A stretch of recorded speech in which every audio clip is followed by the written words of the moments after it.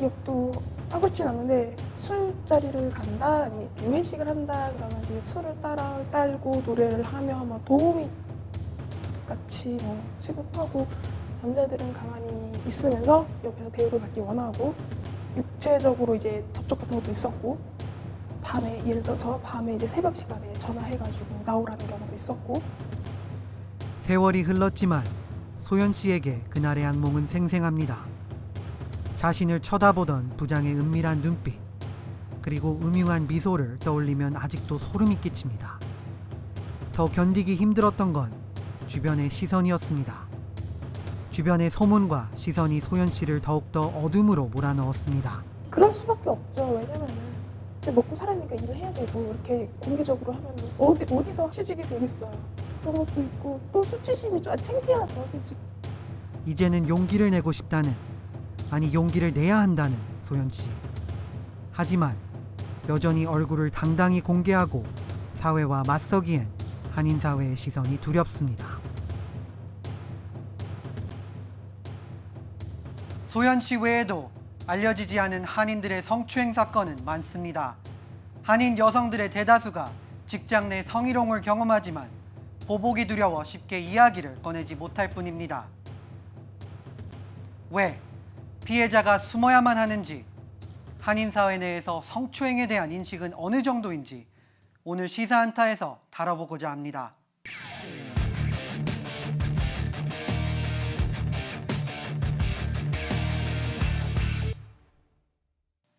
미국 내에서는 성추행 고발 캠페인인 미투 캠페인이 확산되고 있습니다.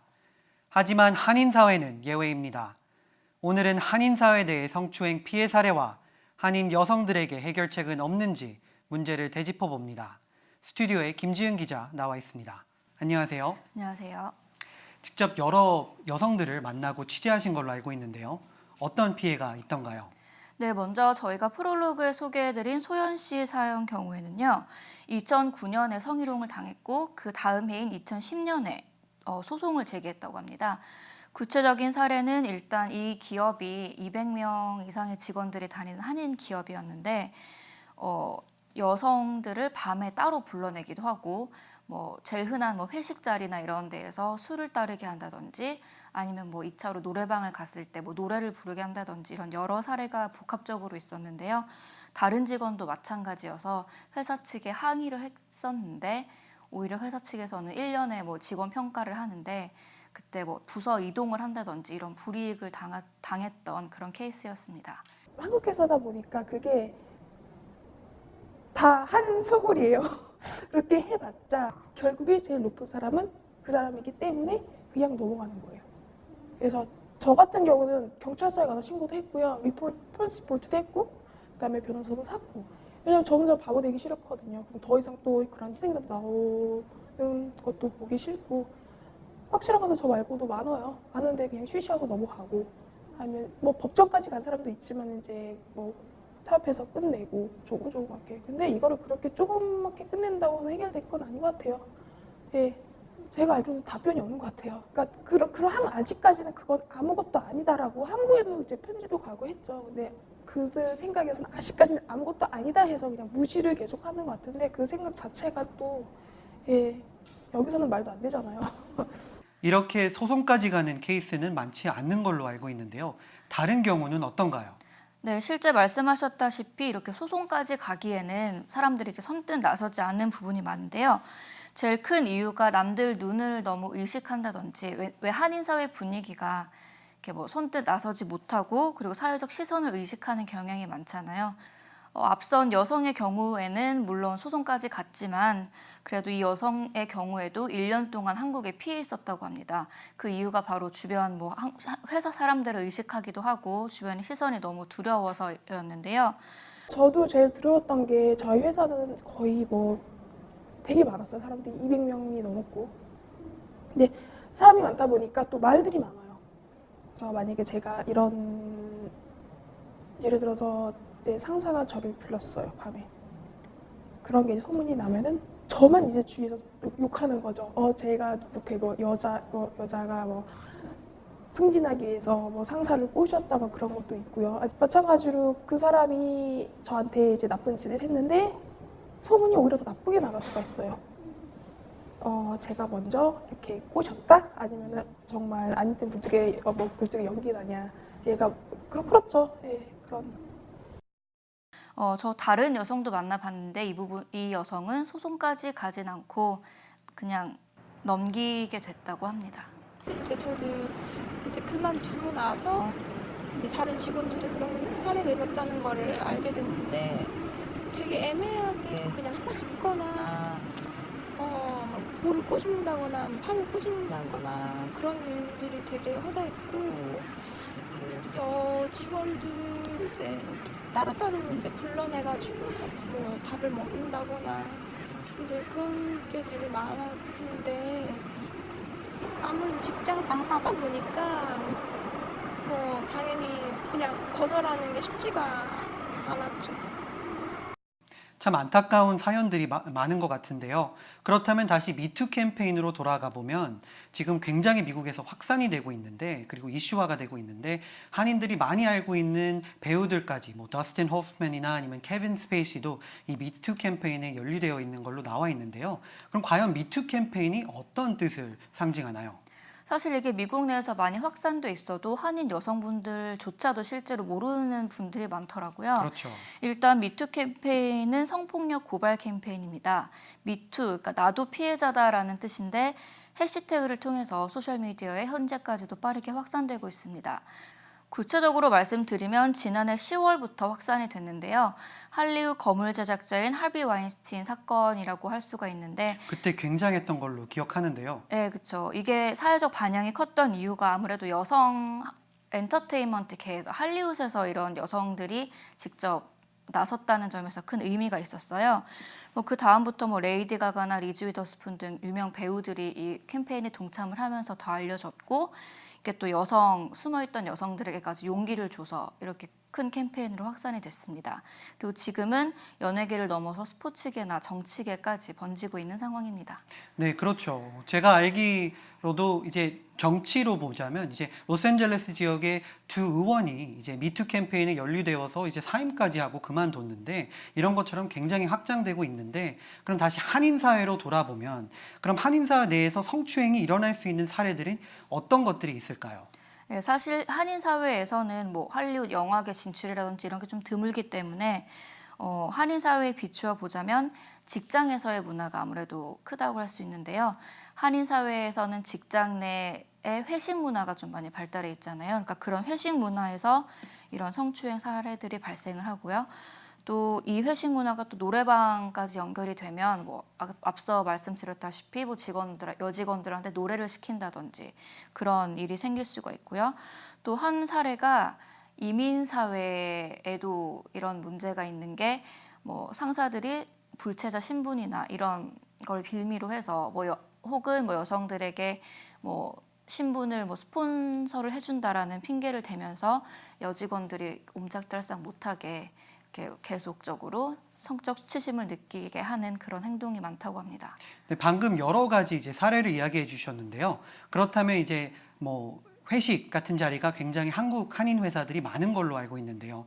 그럼 이런 회식 자리에서 일어나는 성추행, 그러면 이런 케이스들이 혹시 소송까지 가는 일도 있나요? 안타깝게도 실제 소송으로 가는 사례는 많지 않은데요. 말씀하셨다시피 실제 연말 연초에 이런 성추행 관련 클레임은 증가하고 있다고 합니다. 그러면 왜 그런 건가요? 아무래도 회식 때 말씀드렸던 술자리가 타깃이 되겠죠. 술자리에서 남성분들, 직원분들이 술을 많이 마셔서 정신이 오락가락한 상태에서 여직원들에게 말을 실수로 할 수도 있고, 아무튼 그런 부분이 있다고 볼 수 있겠습니다. 아이 죽이네. 그만 부르고 이리 와봐. 우리 팀 홍일점 아니야. 홍일점에 떨어진 술 한 잔 마셔보자. 어? 그리고 조금 전에 이제 문화 차이, 특히 인터뷰에서 문화 차이라는 이 키워드가 나왔는데, 제가 2세 입장에서 이제 회식 문화나 이런 거를 바라보면 여기서 자란 친구들, 저도 여기서 자라서 한국 회식 문화가 그렇게 뭐 흔치는 않고 저도 익숙하진 않는데요. 그렇다면 특히 여성분들이라면 그런 회식 자리에서 좀 불편한 일들도 굉장히 많이 일어나고 있는 걸로 알고 있는데요. 어떻게 생각하시나요? 안 그래도 제가 좀 알아봤는데요. 여기서 자란 한인 2세들의 경우에 한인 사회에 한국 직장에 들어가게 됐을 때 가장 견디기 힘든 부분이 이런 회식 문화라고 합니다. 특히 한국에서 파견 오신 뭐 대기업 분들이나 이런 주재원 분들이 한국에서 하던 행동을 미국에서 하게 되잖아요. 예를 들어서 술자리에서 말이라도 뭐 여직원들한테 뭐 옆에 앉아라, 뭐 술 한 잔 따라 봐라, 뭐 이런 얘기를 했을 때 이세들은 그런 게 되게 문화적 충격으로 다가온다고 합니다. 그렇죠. 사실 미국에서는 뭐 커피 심부름을 시키는 것도 안 되잖아요. 이게 여성 차별로 간주되기 때문에 사실 이런 부분에 있어서 문화적 차이도 문제가 크다고 생각합니다. 저도 이 부분이 굉장히 궁금한데요. 성추행의 기준이 어떻게 되나요?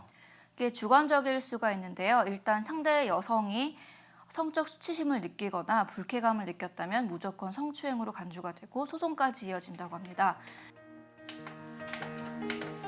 오, 쭉쭉 빵빵. 몸매 좋은데, 응? 와, 혈색 좋은데 요즘 남편한테 사랑받나 봐, 응? 야, 재미 좋은가 봐, 어? 참, 부럽다, 특히 회사 안이 아니라 밖에서 일어나 뭐 외근이라던가 출장 중에 일어날 이런 성추행이 일어나도 근무 시간에 일어난 일이기 때문에 회사가 책임을 져야 하는 게 될 수도 있습니다. 그렇다면 회식 자리도 충분히 그 근무 시간 안에, 기준 안에 적용이 된다는 거죠. 그렇죠. 회식 자리에서도 이게 근무의 연장선으로 봐야 되기 때문에 이게 성추행이 적용이 되고 회사가 책임을 져야 하는 겁니다. 따라봐. 자, 쭉쭉쭉, 어? 자, 팔 떨어지겠어, 응?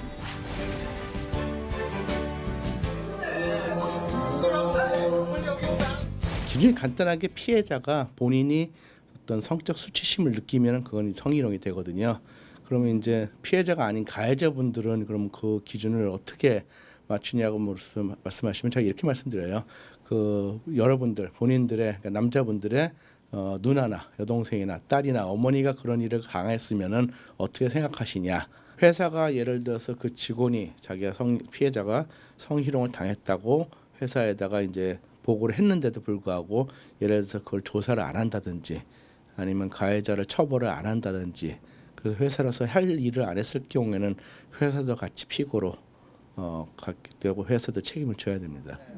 그럼 이런 기준이 주관적이기 때문에 가해자들이 뭐 오해가 생길 수도 있고 아니면 억울한 부분이 굉장히 많을 수도 있을 것 같은데요. 어떻게 생각하시나요? 네, 실제 저희가 변호사를 만나서 인터뷰를 했는데 이런 너무 주관적이어서 가해자들이 억울한 경우가 발생하지 않냐라는 질문을 했을 때 하지만 어쩔 수가 없다고 얘기를 하더라고요. 일단 행동을 조심하고 말을 조심하는 게 가장 예방책이라고 해야 될까요? 그런 방법이라고 생각하고 또 술에 취해서 이거 기억을 못해도 증거가 없기 때문에 이거는 뭐 어쩔 수 없는 거라고 합니다.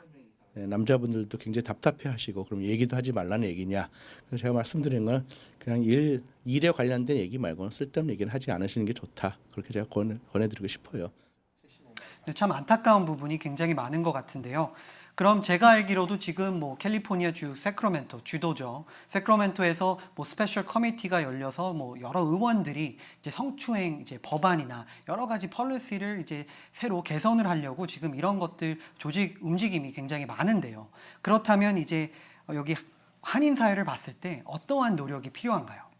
사실 이게 미국 내에서는 요즘에 성희롱 관련 법률이 강화되고 있고 한인 사회에서도 여성들이 소리를 못 내고 있다 뿐이지 조금씩 변화는 있거든요. 회사 차원에서도 조직적인 관리를 하고 있는 기업도 물론 있습니다. 예를 들어서 뭐 술자리를 아예 갖질 않는다든지 원인 제공을 안 하는 거죠. 뭐 회식을 점심으로 옮긴다든지 이런 조금씩 기업의 변화가 조금씩 일어나고 있습니다. 방금 여러 변화를 설명해 주셨는데요. 그럼 대형 이제 기업이나 회사에서 인사과 내에서 어떤 변화가 지금 일어나고 있을까요? 한 기업, 대기업 같은 경우에는 인사과에서 철저히 관리가 이루어지고 있었는데요. 아예 회사가 아닌 제3자 기업, 뭐 따로 이런 걸 담당하는 에이전시가 있다고 해요. 거기서 이제 따로 이런 케이스를 넘겨서 담당 부서에게만 전달을 하고, 왜냐하면 피해자 신변 보호를 해야 되기 때문이죠. 이렇게 담당 부서와 부서장에게만 알리는 그런 시스템이 돼 있고요. 그리고 1년에 한 번씩 직원들의 이런 성문화 교육을 의무적으로 하고 있다고 합니다. 그러니까 회사가 그럴 경우를 대비해가지고 핸드북 같은데 우리는 성희롱 같은 걸 용납하지 않고 성희롱을 당했을 경우에는 어떤 사람한테 HR이라든지 즉각 그 핫라인을 통해서 보고를 하고 우리는 이런 그 보고에 바탕을 둬서 조사를 하고 절대로 용납하지 않는다. 핸드북에다가 그 명시를 하는 게 좋습니다. 그러면 직원들이 안심을 하고 보고를 할 수 있는 거죠. 그렇다면 이런 회사 내에서 만약에 이제 성추행이 일어나서 소송까지 이어진다면 그러면 어떻게 이런 회사들이 해결하고 있나요? 제일 첫 번째 방법은 이 담당 그 가해자를 해고를 시키는 게 될 수가 있겠고요. 그리고 대부분은 또 돈으로 합의하는 경우도 많다고 합니다. 제가 생각하기에도 만약에 합의를 한다고 해도 이제 피해를 받은 여성분들이 이제 크게 이제 상처를 입었는데 그런 상처가 쉽게 없어지지 않을 것 같은데 어떻게 생각하시나요? 그치, 이게 뭐 돈을 좋아해서 이런 게 아니잖아요. 만약에 합의를 뭐 했다고 해도 이 직원은 다시 그 회사를 다닐 경우에 그 가해 남성이 직장에 다니고 있다면 그 악몽이 떠오르게 될 것이고, 가장 큰 문제는 그 회사 사람들이 여성을 좀 안 좋은 시선으로 볼 수도 있다는 거죠. 이제 먹고 살아니까 일을 해야 되고 이렇게 공개적으로 하면 어디서 어디서 취직이 되겠어요. 그런 것도 있고 또 수치심이 좀 창피하죠, 솔직히. 그거는 네 당당하게 말하기에는 아직 창피하겠죠. 의도가 그렇지 않았지만 뭐 돈으로 합의를 했을 경우에 뭐 저 여자가 돈을 보고 돈을 노리고 저렇게 뭐 일부러 소송까지 갔다, 뭐 그런 경우도 있기 때문에 제2, 제3의 상처가 발생할 수 있는 상황입니다. 그리고 만약에 이런 이제 성추행 가해자가 상사일 경우에도 굉장히 불편할 부분이 굉장히 많을 것 같은데요. 그렇죠. 상사일 경우에는 아무래도 앞서 여성의 경우에도 부서 이동을 당하거나 했기 때문에 그런 2차, 3차 피해가 생길 수도 있습니다. 아무래도 한국 문화 자체가 이제 여성들이 많이 나서지 않는 그런 문화고, 만약에 얼굴이 공개되고 나면은 특히 그걸 바라보는 인식들이 좀 다른 것보다 좀 더 안 좋은 쪽으로 봐줘야 된다 해야 되나? 그런 것 때문에 좀 더 꺼리는 것 같아요. 그럼 성추행 피해자들이 도움이나 아니면 이러한 행동들을 신고할 수 있는 기관이나 아니면 단체들이 있나요? 일단 1차적으로는 본인이 다니고 있는 회사 인사과 HR 부서 담당 부서에게 얘기를 하면 되고요. 한인사회 내에서도 한인 가정상담소라든지 이런 한인 단체들이 이런 신고 전화 접수를 받고 있습니다. 우선은 이제 성추행이나 성폭행을 당하신 분들에게 실질적으로 필요한 뭐 도움이라든지 뭐 주택 지원이나 아니면은 뭐 심리 상담이라든지 그런 류의 서비스를 저희가 제공하고 있고요. 피해자들에게 필요한 일들을 저희가 다 도와드리기도 해요. 뭐 원하시면 접근 금지를 신청하는 걸 도와드린다거나 아니면 경찰 신고하는 것들을 도와드린다거나 뭐 언어의 장벽 때문에 문화의 장벽 때문에 좀 이제 혼자 하기 어려웠던 일들을 저희가 같이 도와드리고 있어요. 이런 이제 다른 타인종 사회에서도 이런 이슈들이 굉장히 많이 일어나고 있지만 부족한 부분도 많지만 한인 사회 내에서도 개선할 점들이 굉장히 많은 걸로 알고 있는데요. 그렇다면 한인 사회 내에서 이러한 미투 캠페인이 확산될 가능성이 있나요? 제가 이 취재를 하고 느꼈던 점은 한인 사회에서는 미투 캠페인이 확산될 가능성이 되게 희박하다는 거였습니다. 일단은 한인 사회 분위기 자체가 약간 폐쇄적인 분위기이고, 앞서 저희가 소개했던 그 소연 씨 같은 경우에도 이 피해 사례가 2009년에 발생한 건데 아직까지 소송이 진행 중이잖아요. 이렇게 소송이 딜레이되고 2월 9일 날 법적으로 첫 대면을 한다고 하는데, 상당히 이게 소송이 오래 걸릴 경우에 중간에 저 같으면은 지쳐서 소송을 포기할 수도 있다고 보거든요. 이렇게 법적인 문제와 그리고 한인 사회 내에서의 인식 이런 걸 생각한다면 미투 캠페인이나 이런 게 확산된다고 해도 여성들이 자이든 타이든 이런 게 중간에서 막힐 가능성도 있다고 봅니다. 그냥 뭐 참지 말고 참으면은 또 마찬가지로 똑같은 피해자가 나오고, 그래서 그냥 다 용기 내서 한번, 아니 용기 내서 고칠 건 고쳐야 되는 거 맞잖아요. 그래서 이제 얼굴을 밝히고 이제 가해자들을 이제 소송까지 가는 거가 이제 관건일 것 같은데요. 앞으로 이제 개선될 부분이 굉장히 많을 것 같습니다. 김지은 기자 수고 많으셨습니다. 미투, 나도 피해자다. 알게 모르게 이 캠페인에 동참하고 싶은 한인 여성들은 많을 것입니다. 한인 여성들도 서서히 용기를 내려고 노력하고 있습니다. 하지만 이들을 바라보는 우리들의 시선이 달라지지 않는다면 이 여성들은 여전히 그늘에 가려질 수밖에 없을 겁니다.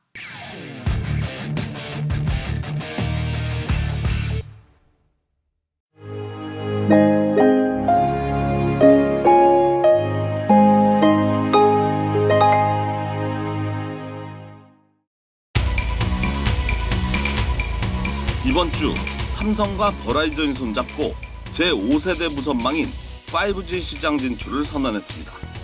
바야흐로 5G 시대가 열리는 것입니다.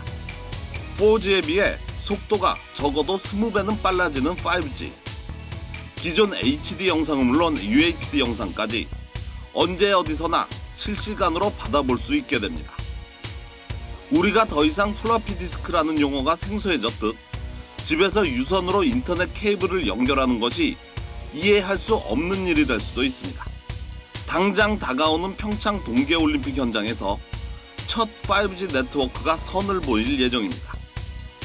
이후 국제 표준을 정하고 2020년부터는 완전 상용화에 들어갑니다. 전자통신의 발달로 급변화된 현대사회. 어느 순간 스마트폰과 인터넷 없이는 살아가기 힘든 세상이 돼버렸습니다. 실제 모바일 네트워크 이동통신이라는 말이 등장한 것은 불과 10여 년 전, 인터넷이라는 개념이 처음 등장한 것은 20여 년 전에 불과합니다. 20여 년 전에 인터넷을 처음 접했을 때의 모습 어땠을까요? 그때로 가보겠습니다. 여러분 안녕하십니까? 요즘은 이 인터넷 사용법을 모르면은 넷맹이란 말을 듣게 됩니다. 그래서 오늘은 제가 인터넷 사용법과 더불어서 어떻게 하면은 실생활에 좀 더 편리하게 사용하실 수 있는지 한번 알아보도록 하겠습니다. 인터넷의 보급이 시작되던 90년대 중반, 335 모여 인터넷을 공부하는 한인들의 열기가 뜨겁습니다. 인터넷을 통해 국적을 불문하고 여러 계층의 사람과 만나 대화, 즉 채팅을 시도함으로써 친구가 될 수도 있고 다양한 정보도 주고받을 수 있습니다. 전화보다 문자를 더 많이 주고받는 요즘의 눈으로 비춰볼 때 조금은 우습기도 하지만 그 시절에는 신기한 일이 아닐 수 없습니다. 인터넷을 이용해 사업을 시작하는 한인도 보입니다. 전에는 저희 서비스를 알릴 때요, 신문이나 아니면 업소록이나 이런 거를 통해서 광고를 했었어요. 공간성을 뛰어넘는다는 데서 굉장히 커다란 장점이 있어요. 드디어 인터넷 명함까지 등장했습니다. 긴밀하고 신속한 정보 연락을 위해 명함에 아예 인터넷 코드까지 기입해놓고 있습니다. 당시에는 명함에 이메일 주소를 넣는 것도 신기할 뿐입니다. 4차 산업혁명을 코앞에 두고 있는 지금 가상현실과 인공지능, 사물 인터넷 등 앞으로도 우리 앞에는 수많은 기술 혁신들이 우리의 실생활 깊숙이 들어올 예정입니다. 기술은 눈부시게 발전하고 있습니다. 그러나 기술의 진화는 어디까지나 보다 나은 삶을 추구하고자 하는 인간의 본능에서 비롯된다는 사실은 그때도 지금도 달라지지 않았습니다. 목소리보다는 문자로 소통하고 있는 인간관계에서 한 번쯤은 지인들과 직접 만나 따뜻한 차라도 한잔 해보는 게 어떨까요?